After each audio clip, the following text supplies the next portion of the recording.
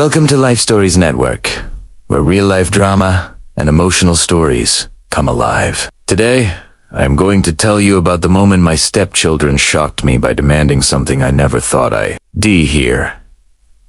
They wanted me to apologize to their real dad. At first, I couldn't believe it, but the way it all unfolded taught me lessons I never expected to learn. I married their mother after years of being on my own, and stepping into the role of a stepdad wasn't something I took lightly. I wanted to be there for her kids, support them, and help them feel safe and cared for. I was never trying to replace their father, only to be a steady figure they could depend on. For a long time, I thought I was doing just fine. We shared laughs, family dinners, and even vacations. But deep down, I could sense a barrier between us. But I couldn't quite break. Their biological dad was still in the picture, though not always consistently. He would show up sometimes, make promises he couldn't keep, and then disappear for weeks. The kids adored him because he was their dad, but I could also see the disappointment in their eyes every time he let them down. I never spoke badly about him, even when I wanted to. I kept my mouth shut because I believed it wasn't my place. My role was to love them, not to tear someone else down. But things changed one Sunday afternoon. When the kids came back from a weekend with him, they seemed quieter than usual, almost nervous. After dinner, they sat across from me and said they had something important to tell me.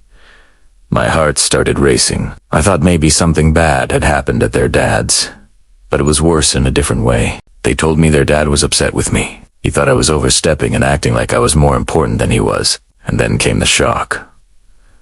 They wanted me to apologize to him. I froze. My mind was racing with questions. Apologize for what? For being there when he wasn't. For paying for their school trips, helping with homework, driving them to practice when he couldn't tib A.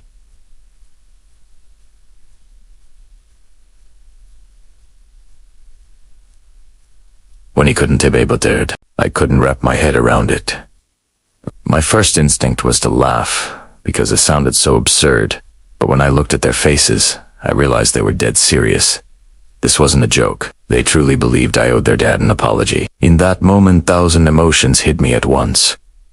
Hurt, anger, sadness. I had sacrificed so much to make them feel at home, and now they were siding with a man who barely showed up.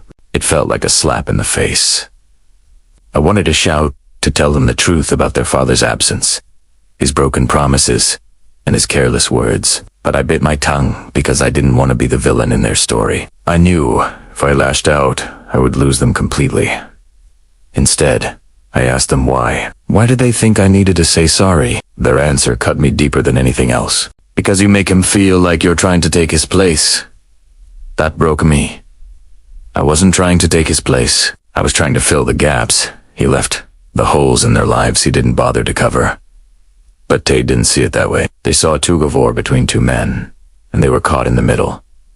That night, I couldn't sleep. I kept replaying their words in my mind. I thought about all the sacrifices I had made, all the nights I stayed up with them when they were sick, all the school events I showed up for, all the little things that mattered. And yet, in their eyes, I was the one who had crossed the line. It was heartbreaking. I started to wonder if being a stepdad was ever enough. Was love ever enough when blood ties always seemed stronger? The next day, I talked to their mother. She was furious when she heard what happened. She told me I didn't tell her ex anything, and that he had manipulated the kids into saying it.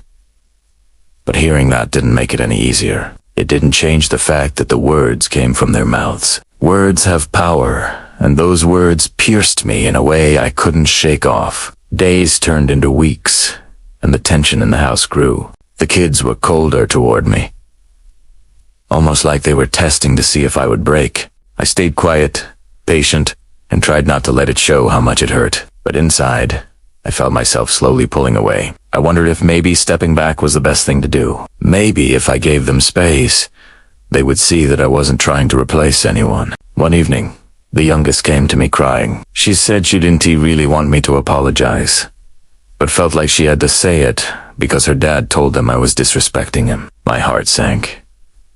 This wasn't about me versus him. This was about a man using his kids as pawns to soothe his own ego. I hugged her and told her she never had to choose between us.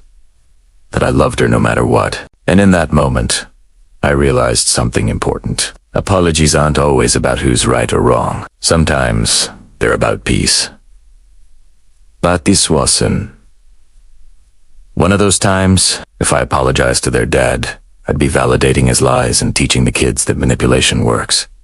I couldn't do that. I couldn't teach them that truth doesn't matter as long as someone shouts loud enough. So I decided then and there, I wasn't going to say sorry. Not because I was stubborn, but because standing my ground was the only way to show them the difference between real love and empty words. The road hasn't been easy since then. Their father still tries to stir things up, and sometimes the kids fall into his traps.